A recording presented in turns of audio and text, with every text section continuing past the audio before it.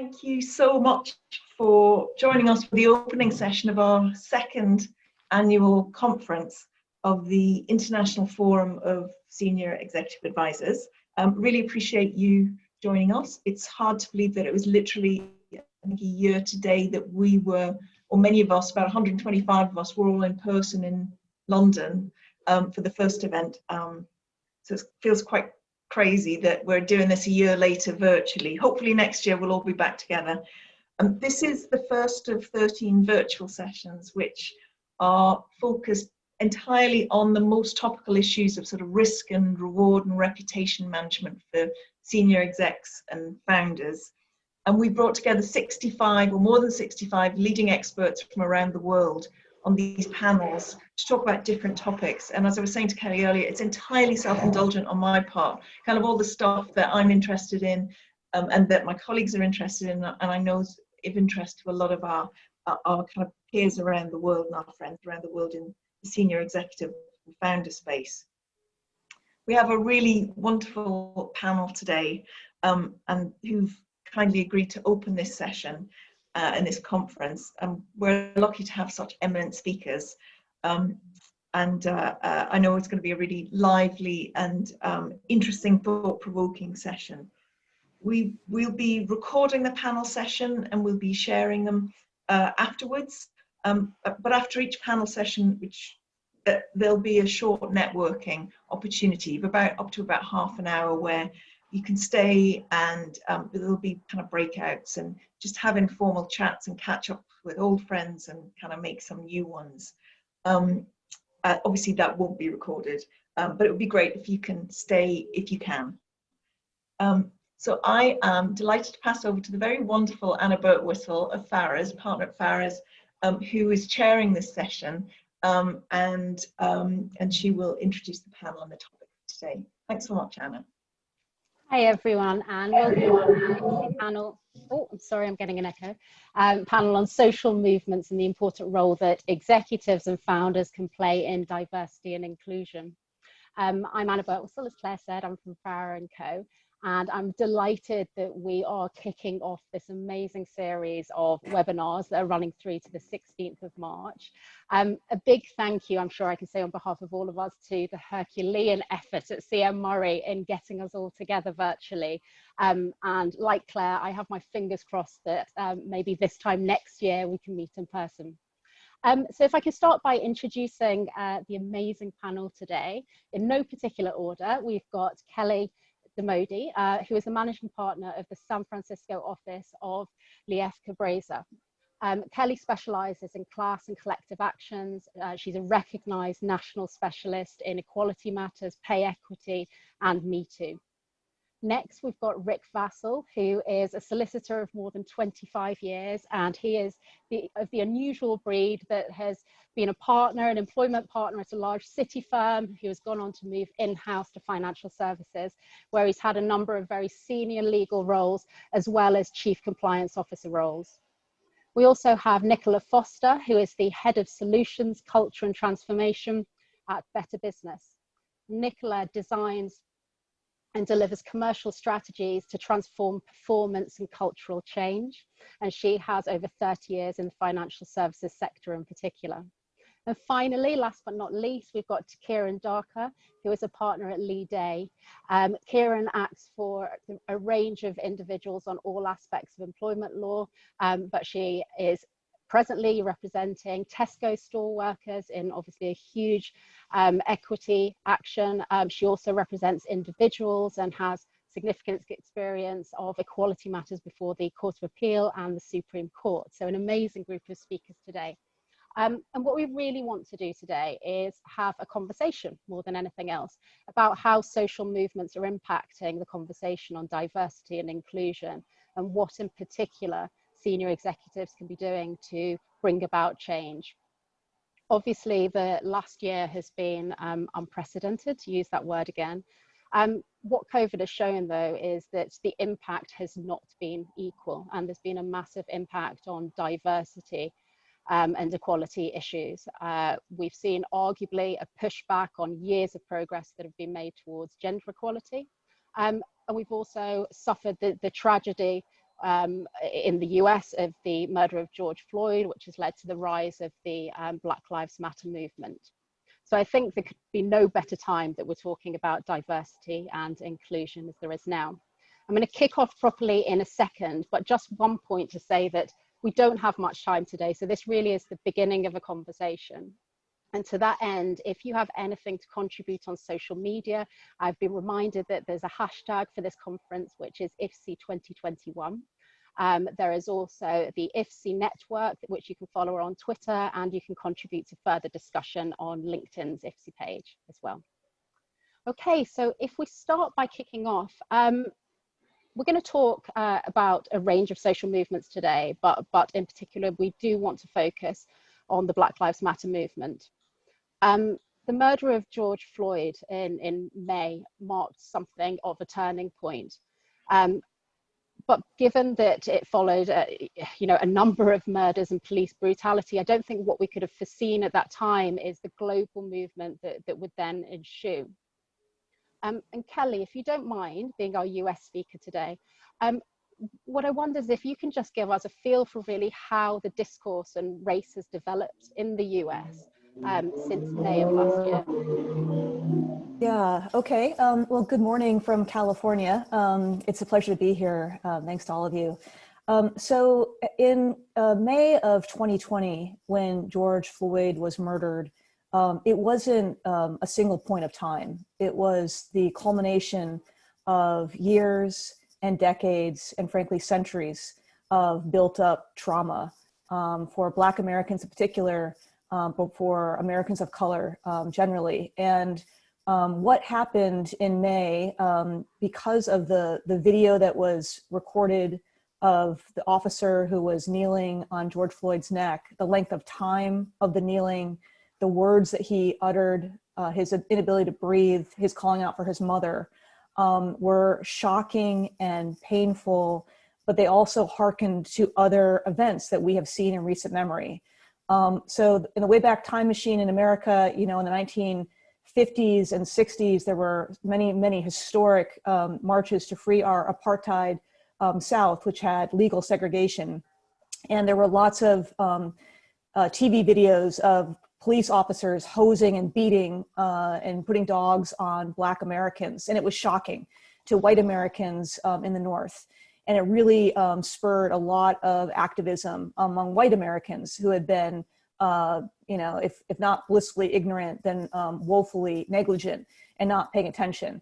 And fast forward to the 1990s, you have the Rodney King beating in LA, which was sort of a huge shock to a lot of, again, white Americans, not a shock to a single Black American living in LA, but was another wake-up call of what was happening in our America. In the 2000s, we've had a series of really traumatic on-video events where unarmed Black and brown men and women have been murdered by police or self-styled vigilantes. And all of that has been happening, in rapid fire, after Trayvon Martin in Florida in 2012 was killed, and then his killer was acquitted in 2013, Black Lives Matter was formed, and people started to become aware that this was a real phenomenon. In 2020, George Floyd wasn't the first Black man murdered on film in the United States. And there had been a number of other events where white middle-class people had called the police on Black people going about their business, studying in a Yale dorm, going to the community pool in their community, barbecuing in their park. And it was sort of this outrage that Black people can't live in America safely. So when George Floyd was killed, we were 3 months into COVID. We were all sheltering at home. In the US, COVID had hit New York, New Orleans, and Detroit first. Those were our hotspots. Also cities that are identified with having a very strong Black culture and Black community. And our federal government seemed very content to do nothing so long as Black and brown people were dying. In May, we'd had 20,000 deaths, which is, charming now when you think about America. It was 1 in every 2,000 Black Americans had died. so very disproportionate hit on the Black community. And Black and brown Americans were also our frontline essential workers disproportionately, working in warehouses and as bus drivers and in grocery stores, in low paid, often non-benefited jobs with very little safety net and very bad health outcomes, with very bad health medical services available to them because America has a very lousy medical safety net. So all those things combined to make an explosion for people that on the front lines of a deadly disease were Black Americans who were being murdered by the people who were sworn to keep them safe. And its impact could not be overstated. People had nothing but time, and they had time to watch that video and that grotesque pageant of Black trauma that played out again and again and again. And we could not escape it.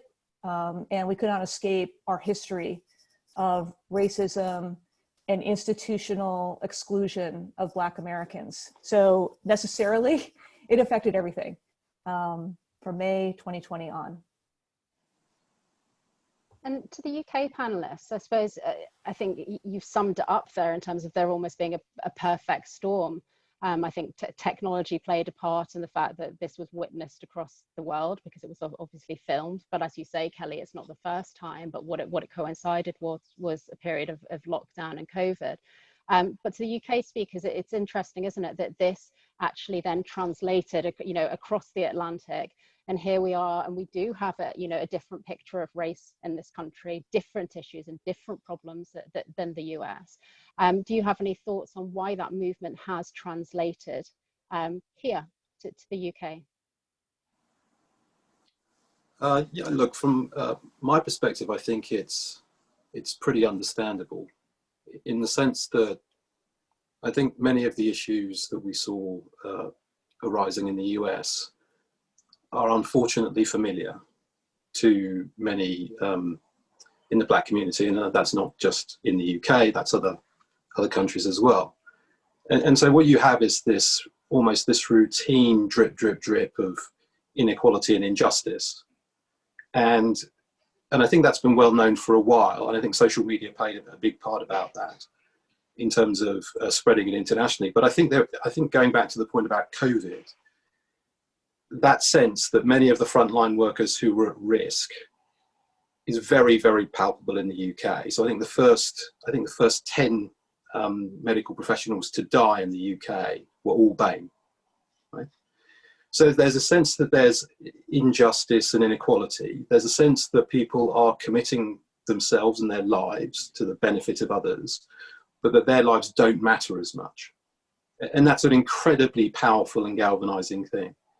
I think another aspect is when these issues tend to happen, there is almost a pattern of behavior which comes along with it, which I think was, nakedly seen in the US. And often the first reaction is denial. It has nothing to do with race. The second aspect is diminish. If it may have been something to do with race, then it's a few bad apples. If those things aren't available, then what you get is activity to rectify the issue, but that feels incredibly slow and often inconsistent with the way other people are treated. And I think all of that played out quite openly in some of the issues we saw in the US. And that does, again, resonate very heavily with people, I think, in the UK and in other international centres. Because whether you're talking about the justice system, whether you're talking about the employment system, often that's the way things have panned out. I think the other aspects of Black Lives Matter, which is actually quite important to recognise, is I think it seems to have developed a great deal more allies than some of the other previous movements, in the sense that it's not just BAME people who are marching and asking for equality. There are a huge number of allies spread across the communities in which they sit, and they're entitled to feel galvanised by that and say to themselves, it's not just us. It's not just us sitting here saying these are the things we're experiencing. Other people can see that's what's happening. And I think that brings us to the final point, which is that generates a real expectation. if I'm seeing it, and I'm seeing it happen in various places, and I see it happening in my own community, and the communities that I live in see it, I have an expectation that that should change because it's unjust. And I think that expectation has dramatically risen in terms of, this year. And certainly the people I speak to are, quite frankly, frustrated and fed up with the notion that there isn't enough activity to rectify these things, and it's long overdue. So I do think this is one of those feelings of a sustainable movement which can galvanize really, really, really important change if we really grab the lessons from it. Yeah, I mean, I think Rick broke that down really nicely in terms of why there was a palpable sense of frustration, and the BLM movement came at exactly the right point for this country as well. The fact that when the Grenfell Tower burned and Leslie Thomas QC, acting for families of those at the inquest, of families of bereaved families at the inquest, tried to insert a term of reference related to the institution of racism, which led to the Grenfell Tower tragedy, and was refused. I think that was another example where the Black and Asian and minority communities were being told, this isn't racism, it's just unfortunate. And there was this real need for people to come together and recognise where institutional racism exists in this country as well. We're very good at forgetting. For many years we've forgotten that racism is a real thing that happens in this country every day, whether it's institutional, whether it's on a more blatant basis within the criminal justice system, within employment sphere. We have still have to go back to the Macpherson report to see the most recent challenge to institutional racism in this country. So it was a moment that was absolutely needed to restart this country thinking about these issues. In the last couple of years, we've seen a real increase in discussion around these issues, more accessible discussion outside of the academic sphere, with writers like Rennie Edo-Lodge and Akala talking to people and saying, this is real and we can talk about it.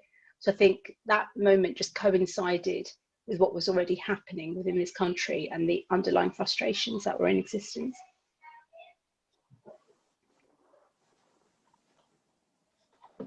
Nicola, do you want to comment, or should we move on? I was going to come and just talk about some of the interesting discussions we were having in the lead up to this panel about the sort of different stages that different cultural movements are at. So in particular, I think, the conversation on race, I feel like, although, as you say, Kieran, the discussion has been ongoing for some time, that we're still a lot further back than we are in relation to gender issues, but there are some overlaps between the movements. So there are some parallels to be drawn between what we're seeing with the BLM movement and a real trigger that's really galvanized that movement, and what we saw with the Me Too movement after the Weinstein issues all were uncovered. Nicola, maybe turning to you then, with someone with such long experience in the financial services industry, what I wondered was, have you yet, or perhaps it's too soon, seen a shift in terms of your clients coming to you looking for your advice on racial matters in the same way perhaps that you did following the Me Too movement, dealing with gender issues? So I would have said not specifically, no. I think, Rick, in terms of what you were saying earlier, what you're expressing is that really, nothing much has really changed. And I think our experience of working with clients on cultural-based issues is that, particularly the financial institutions, they're generally pretty good at counting things.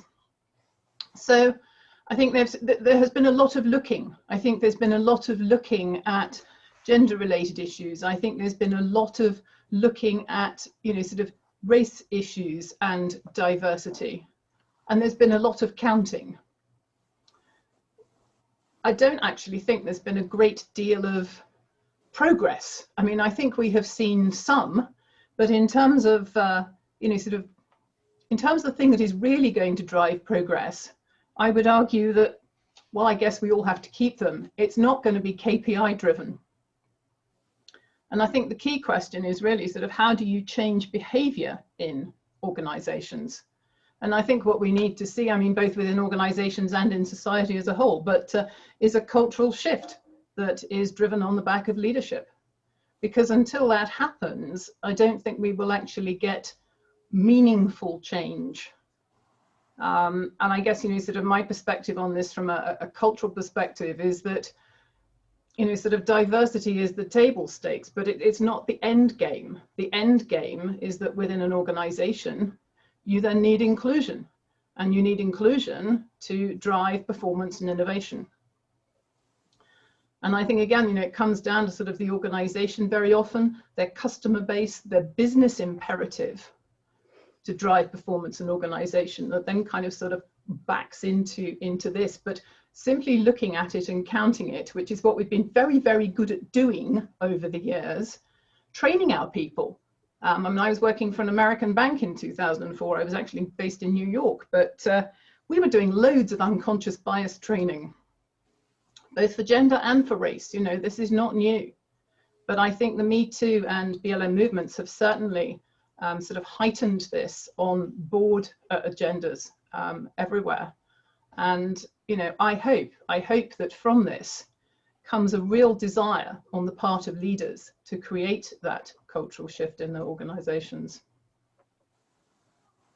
It's interesting hearing that you say actually that the sort of counting has been already going on with race, because I've sort of had the impression that perhaps where things are more easily measured, so things like the, you know, the loss that employers might suffer as a result of mental health issues and people not being able to go to work, that they have shied away somewhat from measuring the impact from a business perspective on individuals not feeling included in their workforce and therefore losing, you know, whether that's in motivation terms or people walking out of the door, individuals that don't feel that they have been included. So sorry, so I should qualify that in terms of a lot of the counting has been how many people have we got that look like this, how many people have we got that look like that, and at what level within the organization. And then depending on the organizations depends the level of concern and action that is subsequently taken in terms of sort of addressing what is, let's face it, a pyramid with a very thin top. Mm-hmm. Mm-hmm. I mean, certainly sort of when I have been advising in the area of discrimination, I have to say that my personal experiences that I have had very few race discrimination complaints that have been raised. That's not to say I haven't had clients that have come and raised race issues to me, but those that then will go on and raise them to their employers are few and far between. I wondered, Kieran, what your experience was, and I wondered also whether you feel that this movement and focus on race that exists right now may lead to more individuals raising matters of race, and whether you'll see that sort of, you know, in the form of legal complaints potentially. Well, raising an internal grievance about race, I mean, if we think about some of the discussions that have been had this last year within the BLM movement, and one of the big issues has been, you know, the Black community, the Asian community, the minority community is not here to educate everybody. We are exhausted at doing that. So we are not here. You need to go and do your own education and learn for yourselves. And this whole concept around the fragility of others. There's been some brilliant writing around the fragility of others. So there's been, you know, this almost compulsion to protect others because it can make everybody uncomfortable. So individuals raising a race complaint are very aware that they are calling their organization racist. And even as lawyers, we're like, oh, you don't want to be saying that, you know, your employer is racist. That's not really the way you're going to get this resolved. So individuals are left in this weird situation to say, well, what am I allowed to say? Am I allowed to raise these complaints?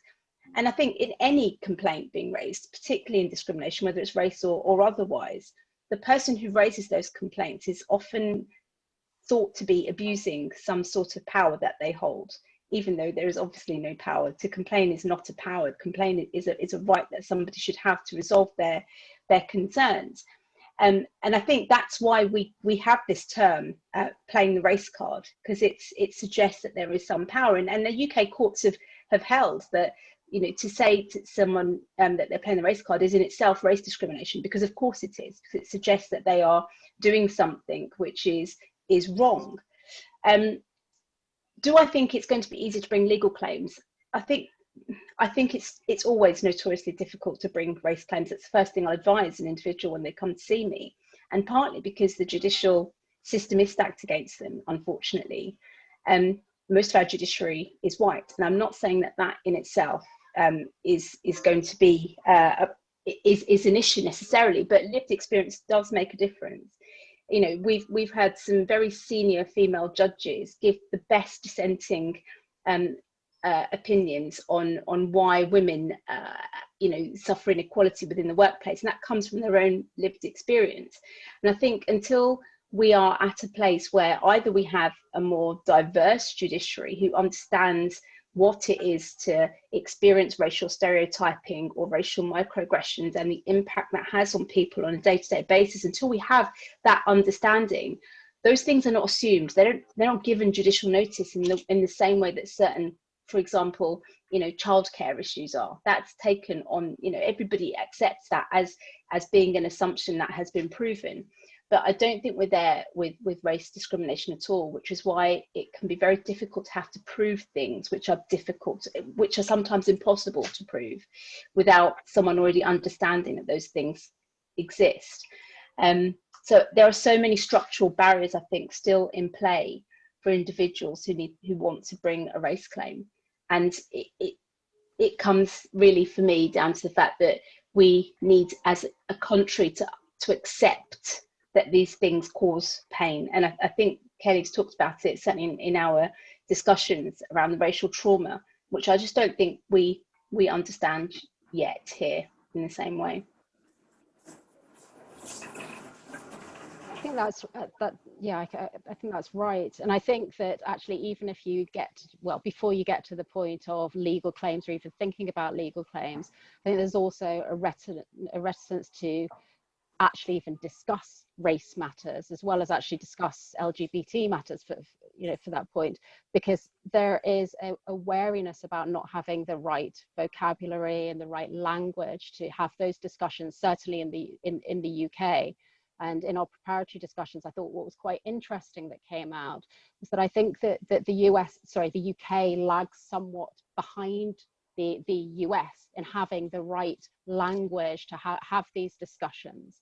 And Kelly, we don't have the time on this webinar to share some of the materials that you shared with us before our call, but I was struck, everyone, that Kelly's firm shared with us a gender transition policy that they have in place, and a few things struck me about that by comparison to the position in the UK. One was the simple fact that there was a gender transition policy in place to begin with.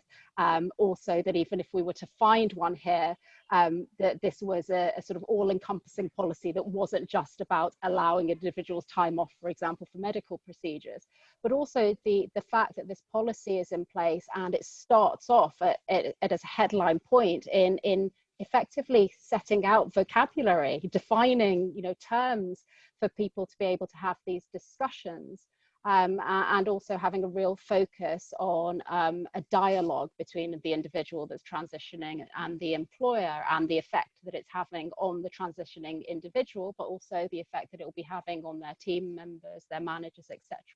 I thought that was quite fascinating, and it did make me think that there is a longer history of discourse on these matters in the US than there is on the UK. And on that, Kelly, I thought it was interesting that perhaps because of the history you have in the US on issues like affirmative action, that has perhaps given a greater confidence to have discussions now about diversity in the workplace. I wondered if you could maybe share your thoughts on that. Gosh, it's a good question. I actually don't I don't give the same praise to the US that you all are giving it. I think that by and large in the US, white people in particular are very uncomfortable talking about race, and most employers do a terrible job at it. Notwithstanding that, there's a multi-billion-dollar a year D&I industry in the US that goes out and does a ton of trainings. But do they really train to culture as opposed to compliance? And do they do trainings that actually move the needle? I make my career on attacking companies for not being able to get there. And so I see the worst of the worst. Maybe they're all doing much better than I think. But my own view is that we white Americans have grown up with a completely faulty premise, which is this notion that you're either racist or not racist, when the real question is, are you racist or anti-racist? It's not a passive state of being, it's an active state of being.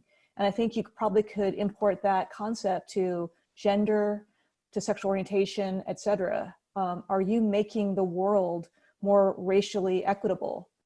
Because if you're not, the world that we've inherited, the world that centuries have given us, is not equitable. So accepting the status quo means you're propping up a white supremacist or patriarchal culture. So put your shoulder to the stone and get going.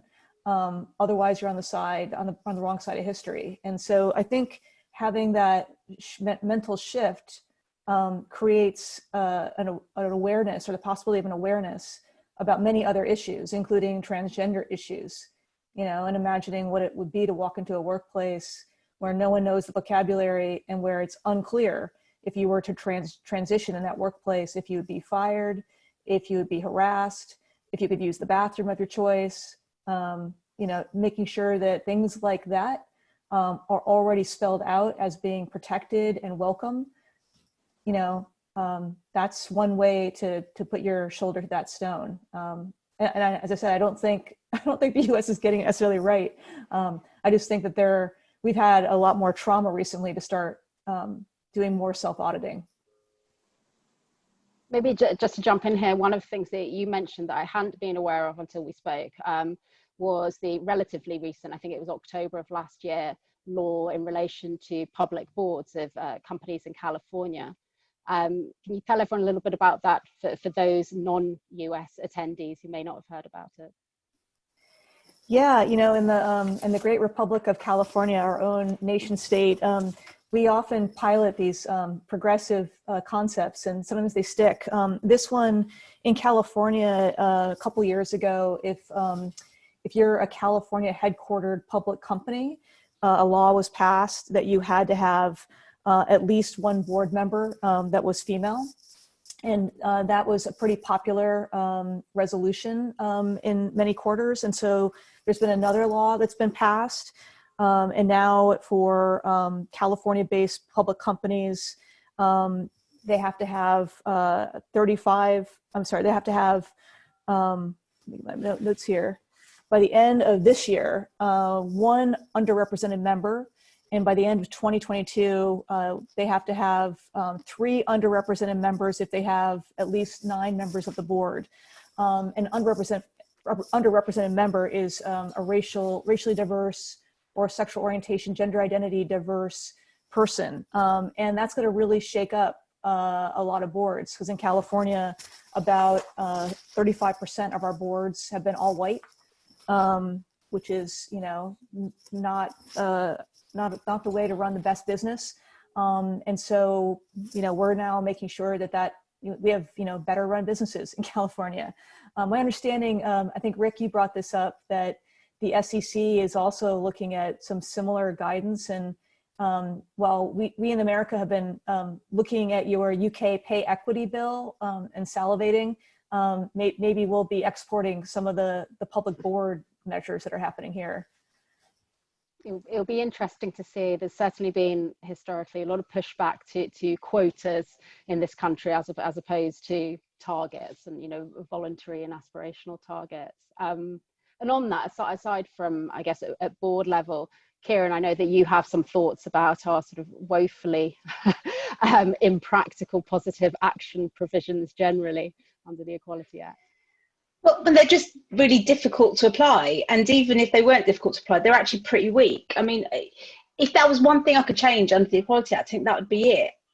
Because I think what employers are often engaged, and they do want to think of ways that they can diversify their senior executive staff, or the people that they're recruiting in at the junior end.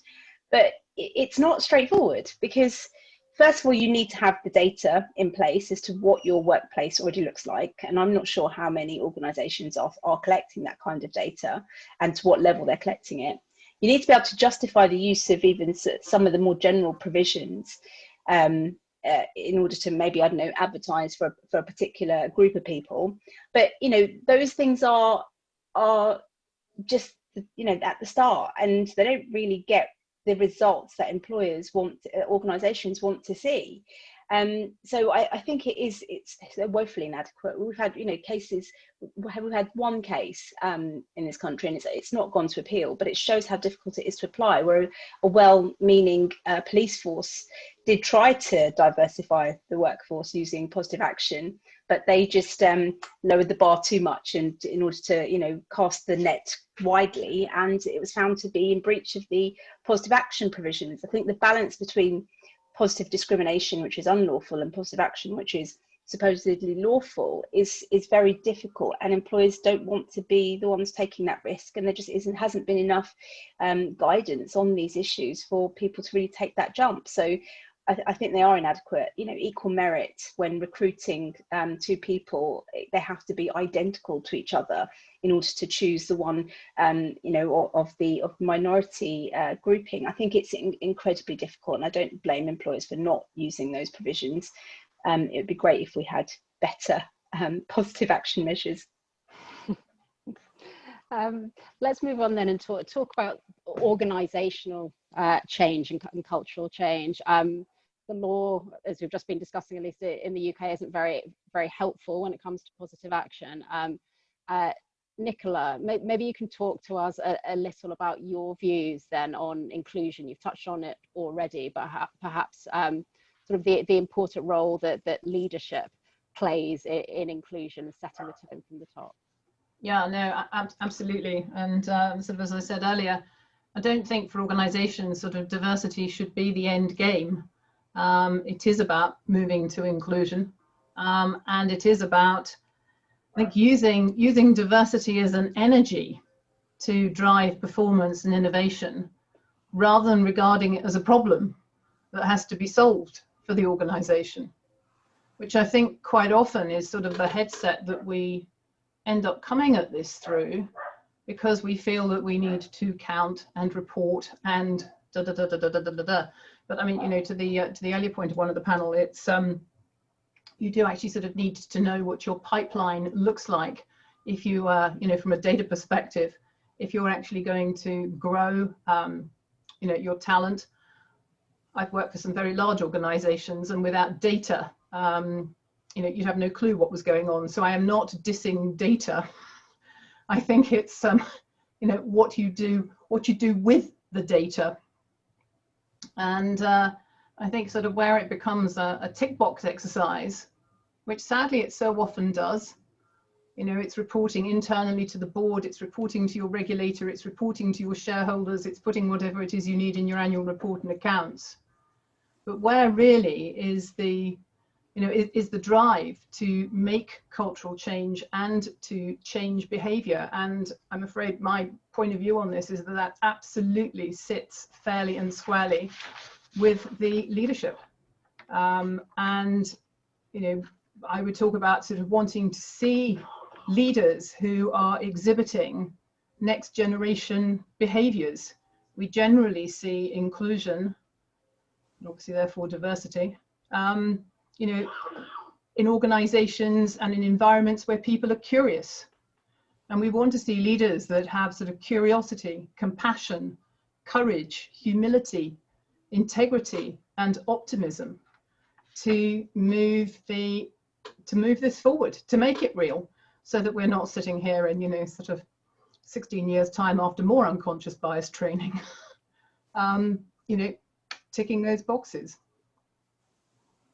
I think a comment you made then about sort of diversity being regarded as a problem. Kieran, we've had a discussion about the problem as perceived of grievances. Do you want to speak to that? Yeah, so I touched on it earlier and about it, you know, really being perceived as an abuse of power, to raise a complaint. And raising a complaint is an incredibly difficult thing, but it's the complaints that are going to tell the leadership what the temperature of an organisation is. And I think it's a mistake to look at complaints as individual things that are happening to one person complaining of their subjective experience.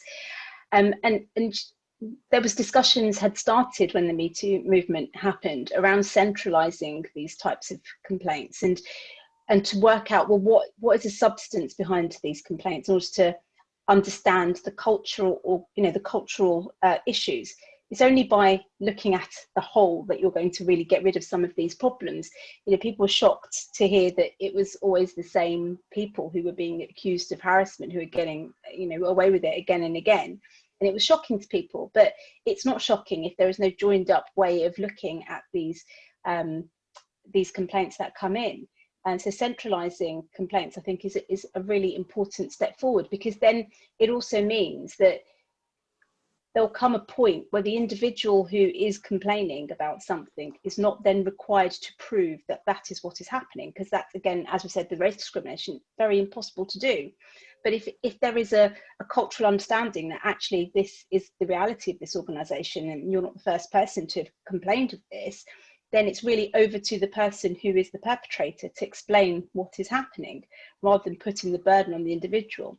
And it's a way of, addressing a culture on a group level, on a collective basis. Yeah, I think Kelly, you made the point that organisations tend to look at this and look at grievances in the way a court would, almost looking for someone to have a legally provable case to be able to show their grievance. Rick, I think you've talked about the role potentially of the regulator. How do you see organisations, financial services organisations, paying particular attention to regulators and what regulators think? I know there's been some criticism of the FCA relatively recently about the sort of the very low number of investigations that they have conducted for non-financial misconduct. What do you think of the role of the regulator in I guess putting pressure on organisations for cultural change?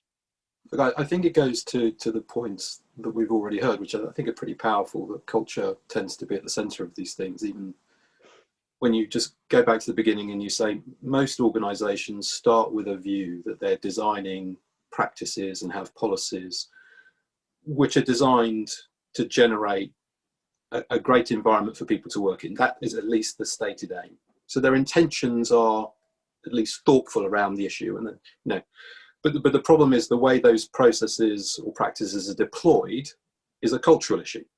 Right?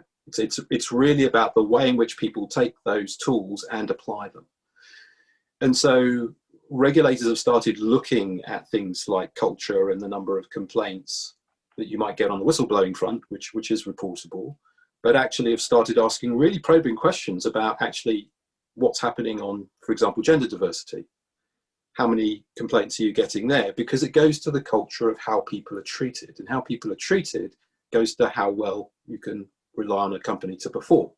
And so I think regulators may have a part to play, but I think it is vital that that is seen as a component part, not as a key driver. It's a component of, I should have a way of answering those questions, which is clear and capable of explaining and conveying what's happening with my culture, why I'm confident that it's delivering, a great experience for my employees, good controls in my control environments, good customer outcomes, etc.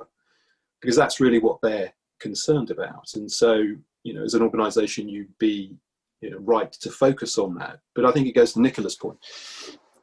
there's a danger in reporting for reporting's sake if you don't have the intent behind it. So simply reporting a number to the regulator and then trying to justify why it's good or bad tends to be the default, as opposed to linking it to actually, is this a cultural indicator of something I should be concerned about or I should be proud about as an executive, you know, in this particular institution. So I think you're going to see regulators look more and more at the overall cultural indicators within firms, because I think they think that's important, and I think it is.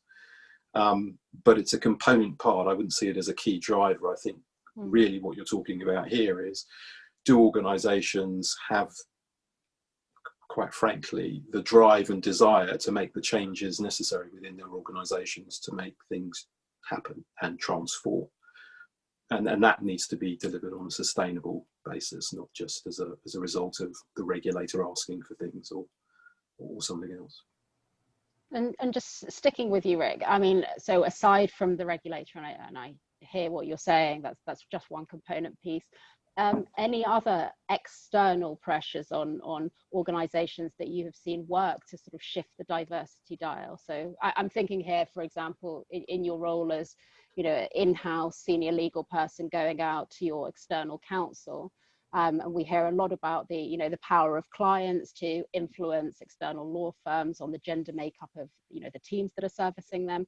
Have you seen initiatives like that shift the dial at all? I've seen some of those initiatives. Whether they've shifted the dial across the piece is always a bit difficult to understand, because you're dealing with teams on a team-by-team basis. You might be dealing with, for example, the litigation team, or you might be dealing with the corporate commercial team or the M&A teams. And you would say overall, if those processes are coordinated and thoughtful, yes, they will have an impact at a broader level. But I think organisations are largely, from my experience, inconsistent about what they demand of some of their service providers, and haven't always been as clear about what their expectations are in relation to the diversity of the teams that represent them and service them. I think you do see some of that activity in pitch documents, but a lot of that is also around, we need you to have great policies. And so the audit policy team go in and they look at it and they say they've got all these great policies, fantastic. The reality is that organisations with those policies can and do fail in connection with equality. Right? That is the consistent reality of what we see in the UK. And so the policy isn't the answer. It's the actions of the organisation and how we really develop more sophisticated ways of assessing that, which I think is going to be beneficial overall. But I would say it's piecemeal, and it's hard to say whether it's making a sustained impact on the overall gender and diversity mix within other organisations. Thank you. Can we move then to talk about the role of senior executives and actually the role that they can play in helping to lead an organisation through change and address diversity issues? And I wonder, Kelly, sort of with your hat on as a leader in your own organisation, whether you might mind sharing, I guess, your views as to your responsibility and how you took on or how you dealt with managing people in your office, your communications, following the murder of George Floyd. And I know you've shared with us some of the communications that you sent out as a firm, and it really struck me reading those that they were quite different in tone than other corporate communications I've seen.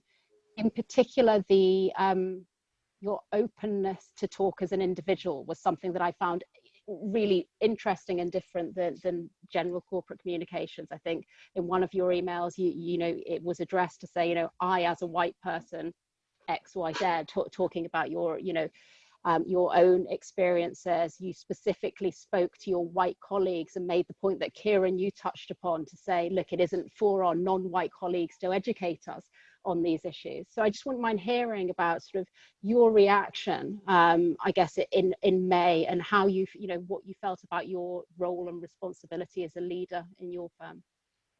Yeah, sure. So in my organization, I'm the managing partner of our San Francisco office that has a little over 100 attorneys in it, and is the headquarters for all of our operations. When all these events were happening, I was also, am also engaged as the lawyer representing a number of Black professionals, actually just happened to be working in healthcare. And so I felt through my colleagues at work, my friendship circle, my clients, this, you know, incredible, intense trauma. And obviously watching all these things affected me personally as a human. But I felt like one could not stay silent in the face of all of this injustice happening, that there was this event, this absolutely cataclysmic event that was happening around us. And as a leader, to ignore it or to pretend that we could sort of put that aside and do the work. I mean, this event was infiltrating every part of our experience as humans in America. And so my own thought process was, when things like this are happening, really around any major topic, this was, you know, quite unique in its intensity and its history, that we have to say something. We have to identify what it is. And in terms of just sort of the racial piece, I think as a white leader, it's really critical to be accountable and to say, you know, I am a white person, and I know that I don't have this lived experience, but I recognize there's work to do. I recognize white supremacy. I'm committed to doing the work, and here's how we can do the work together as white people to step into this.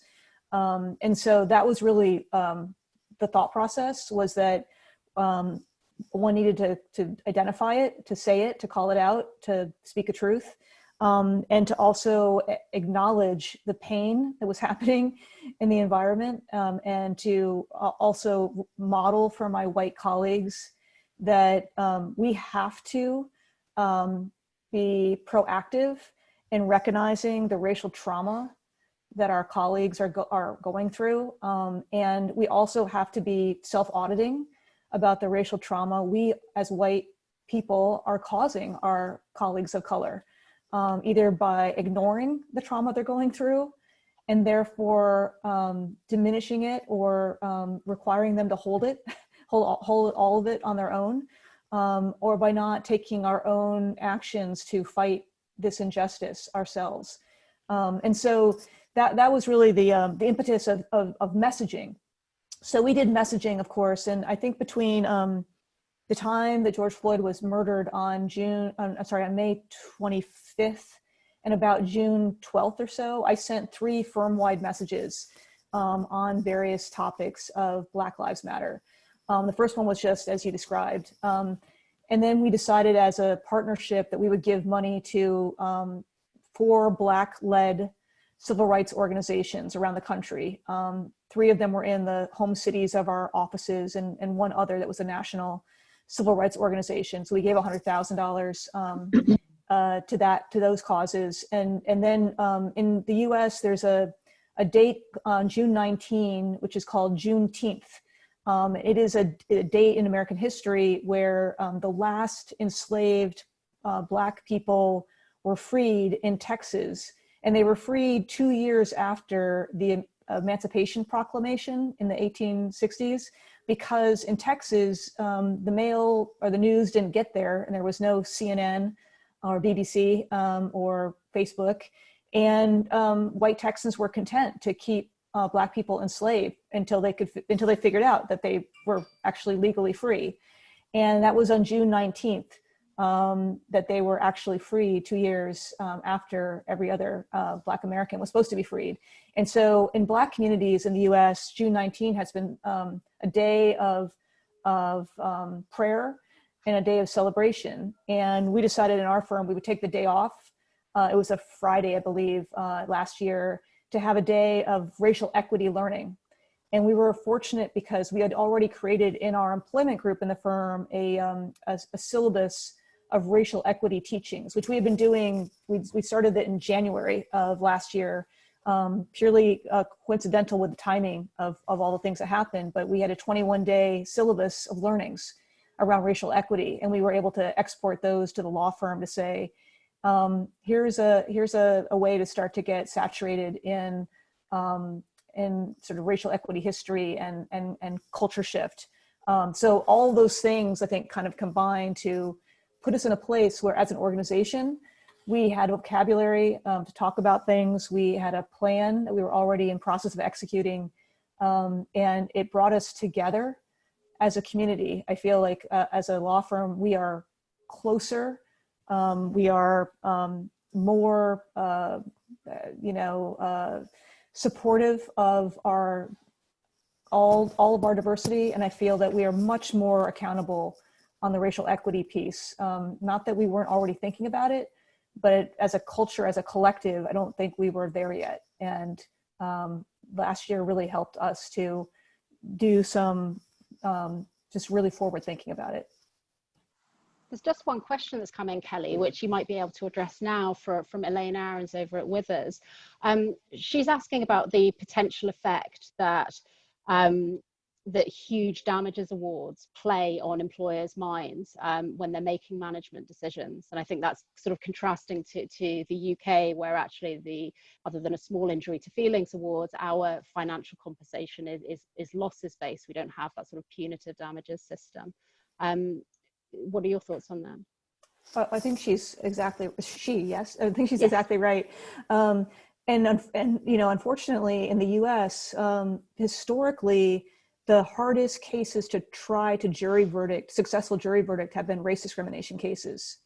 And the reason the U.S. moved so quickly, at least, moved in certain state regulations so quickly, was there was a case involving a legal secretary, Regina Weeks, who sued Baker McKenzie, I think after working there for about 6 weeks with a very harassing partner, and got a $7 million jury verdict for the sexual harassment. And let me tell you, more than any other training, anything, frankly, that jury verdict changed the California workplace forever. After that came 2-hour sexual harassment training every 2 years for all your managers and all this other stuff. You haven't seen that in pay equity verdicts. And because of that, I think you are seeing a real lag. You haven't seen that in racial equity verdicts. And because of that, there's a real lag. I mean, the fact that all of these Black men and women have been murdered by police, and almost none of the police have been held accountable, almost none have been charged, tells you that it will keep going until there's real accountability. So, yes, she's exactly right. I hate that it takes that, but sometimes it takes that, or it takes, what happened with Uber when their female engineer, I think Susan Fowler, published something on Twitter about the horrible experience she had at Uber. And as a brand, that was devastating. It was like a big jury verdict. That's where we are now. We have the jury of Twitter, or we have a big verdict, and that's often what moves the needle. Yeah. Taking it back to leadership and sort of the senior executives role. Nicola, without sharing names of your clients, I wondered whether you had any experiences of sort of good leadership versus perhaps sort of challenging leaders to deal with when it comes to D&I, and what you've seen work and not work. Yeah, and I think, in fairness, it's always a mix. And I guess, sort of kind of a large part of what I do when I'm working with organizations is that you are holding up a mirror, so that leaders recognize that there is a problem, and, to your point, Kelly, are then accountable for it, or feel accountable for it. Because I think one of the questions we have to ask ourselves is, how is it that so many well-intended people, which I think a lot of our leaders have got it so wrong, or just have not managed to make any effective or sustainable change. And Rick, as you've said, it's clearly not about policies. We need the policies, but the answer doesn't lie in the policies. And holding up sort of the mirror at a number of levels. I mean, even at sort of the most basic level of hiring. We obviously continue to find that people hire for skills, traits, appearance, background, experience that, funnily enough, looks very like them. And the fact that we're so very fond of ourselves when it comes to hiring seems to be very debilitating in terms of actually creating diverse and inclusive organizations. And I don't think many people even realize they're doing it. I think they are operating probably with the best of intent, but not really sort of the self-knowledge that they need as leaders to make that change. And so I think it's getting leaders to understand, what is their cultural footprint? What is their effect on the organization that they are leading? And I think until you get leaders that are, and it is uncomfortable, it's very uncomfortable, it leads to a lot of very uncomfortable discussions, particularly when you're talking with people who absolutely believe that they are operating in the best interests of the organization and all of its stakeholders. But it is about creating a willingness to get people to look into that mirror and to hold themselves accountable for making the changes that need to be made. You touched then on recruitment, Nicola. Rick, I think you've got quite a lot of experience in this area. What do you do beyond, unconscious bias training? What can you do in the recruitment process? What is your experience of what has worked to recruit the right people, to get to the right pool of talent from which you're even recruiting? Yeah, look, I think if there was a brilliant golden bullet, we'd all be firing it, right? I think so the answer is, I think trial and error. So, which I have a huge amount of experience. I'm not sure whether or not terribly successful, but I think one of the things I started to focus on was sources. When you think about people hiring, they tend to go back to the same sources time and time and time and time again. They'll use the same recruitment agents. Those recruitment agents use the same networks. And often people don't even start with that basic of, why am I comfortable that people have looked widely enough for the talent that could really add value to this firm? Not have they put together a diverse slate. I want them to look in a variety of areas.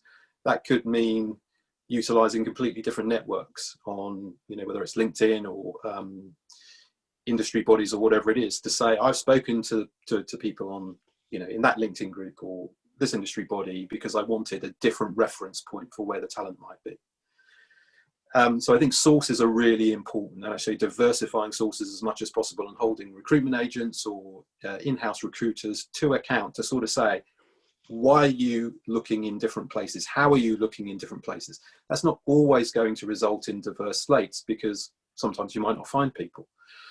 But the reality is you've got to instill in people a sense that there is a way of looking at talent which is broader and further than the way in which we've been doing it, I think. The second thing is, I think Nicola hit it on the head when she talked about, the way we hire. So we sort of skills, and there's a type of personality we think would suit the job, and a sort of history to where they've been and the sorts of experiences they've had, which tends to result in the same type of people being recruited. And so one of the things we did was in one of my last roles, was we actually just started to turn the job descriptions on their head a bit and said, actually, what's the output that we want from this? So if we say we want somebody with leadership experience, when they come here, what is that going to result in? Is it going to mean they need to transform the team? Is it going to mean they're going to have to accelerate the development or some element of the structure of the team or some element of the service? Because when you look at outputs, there's a variety of different skills that might achieve the same output. There's a variety of different experiences that might achieve the same output. If I want somebody transformational, hiring somebody who's done the same thing as the person who they're replacing for the last 10 years might not be the best option.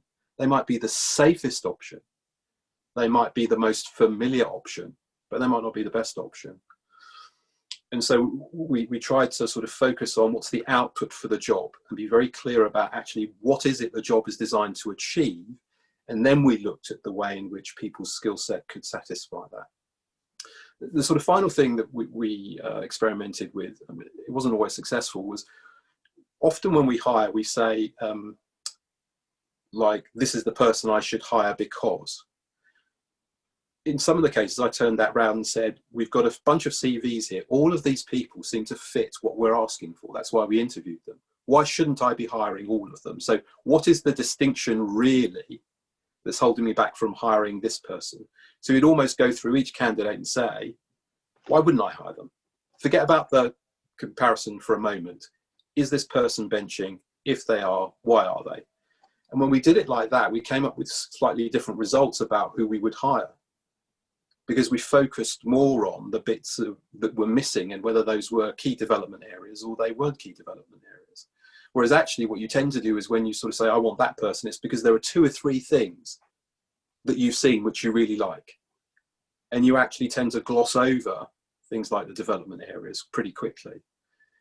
Now, those aren't universal solutions, but I think one of the things I would say for senior executives is you really have to understand the chain of the employee through your organization. You've got to source correctly, you've got to select correctly, you've got to develop correctly, then you've got to promote correctly. By which I mean you've got to think about all of the outside influences which have caused the sorts of routine inequalities that we've seen in our institutions over time. And at each stage, sort of devote yourself to understanding what those could be. The sort of final point I'd make is leaders need to be really, really curious. And I know that Nick has already made that point, but it's imperative that they are. And what I mean by that is you should want to hear from everybody in the organization in a completely unfiltered way. So I had reverse mentors at various levels of the organization from, different genders, different backgrounds, different educational histories. So people from call centers through to people who were junior lawyers, didn't really matter. And their responsibility to me in that relationship was to be completely honest about how well they thought the organization was doing and why, and how it was doing it. And talk openly about the nature of the management they received, the development they received, etc. And to say to me, these are the things you need to fix. And when I would meet them 6 months later, they would ask me what actions I had taken to move on from the positions that we talked about before.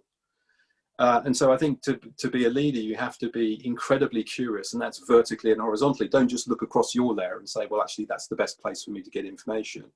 Or from the top down is the best place to get information. You grow because you learn from everywhere. This fallacy of you can only learn if you move up the organization is quite interesting, because you get further away from the people who are doing the things that you need them to do brilliantly in order for your company to succeed. And you get further away from the way those people are managed and developed. And so having a link with those people is incredibly, incredibly important and powerful, because it really holds you to account. Thank you.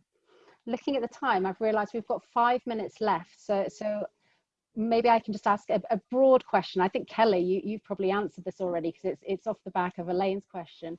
But I was going to ask, in terms of tools for senior executives to drive cultural change, what do each of you think is really the most effective driver of real change? Is it the individual? Is it the board level input? Is it the threat of litigation? Is it the impact that social media and bad press plays on an organization?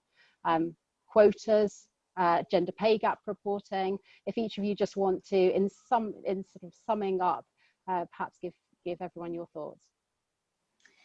I don't think it is a threat of litigation. I think the private sector have known for a long time that the equal pay claims were coming, and yet the equal pay claims are now in the courts. They weren't resolved beforehand, so I don't think that makes a difference. For me, I would say in relation to race issues, collection of data, I think, as I think someone said earlier, it may have been Nicola, employees don't set out to be malevolent or have a bad motive. Senior executives aren't you know, they're not generally doing it out of a bad intention. So it's often, I think, it's lack of awareness of actually what the who makes up the organisation.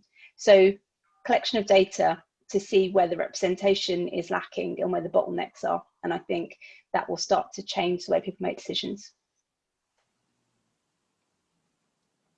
Anna, can I just jump in there? I have to say I can't keep quiet.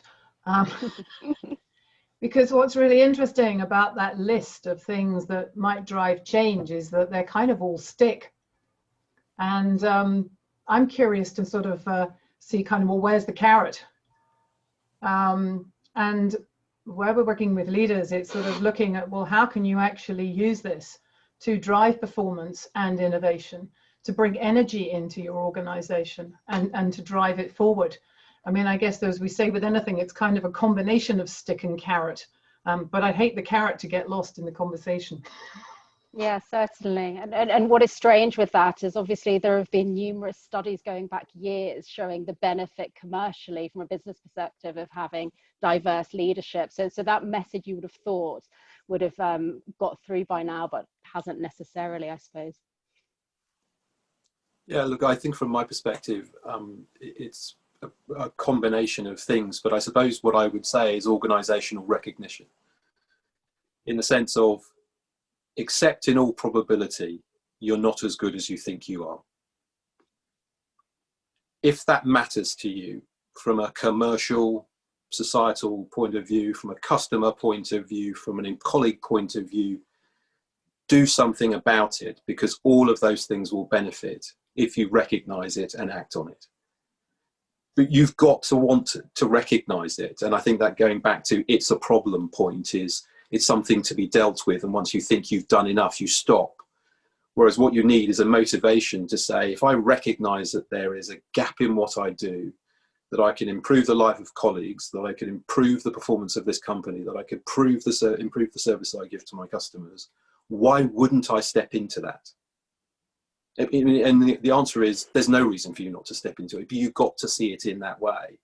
And that comes down to a recognition. And if you don't have that recognition, I think you're just going to find that people are going to repeat the same sorts of activities in the hope that that gets them just far enough over the line to avoid litigation or to avoid scrutiny, but it won't really change anything. I guess it's my turn. Yeah, I think many things can be true at once. So litigation can drive change, but it won't drive all the change because there's just not enough enforcement of a high enough level to make everyone jump and do the right thing and make it enduring. I absolutely believe in the ability and the power of senior leadership, C-suite people as a team to make huge change. And I think that it's much bigger, as I think Nicola would be the first to say, than just representation. You can have representation that's unsuccessful, that washes out. You have to keep, restocking. That's not success. Although the numbers might look okay year over year with a snapshot. I think what you have to really do is have an accountable leadership to the success of everyone. And whether you tie success to, compensation, you make it, that the manager has, the best of list of who's best at managing diversity and wants people to model after those people, whatever that might be. But I think in the absence of very regular cultivation of your culture, you're not going to have a racially equitable culture or a gender equitable culture. You have to be, what do you say, Rick? Curious and self-auditing and constant to make sure that people actually create that inclusive, equitable culture that you want. Thank you. Well, look, that's a great way to finish and wrap things up. So thank you, Rick, Nicola, Kelly, and Kieran. That's fantastic. And thanks for joining us. And I hope that you'll stick around to carry on the discussion.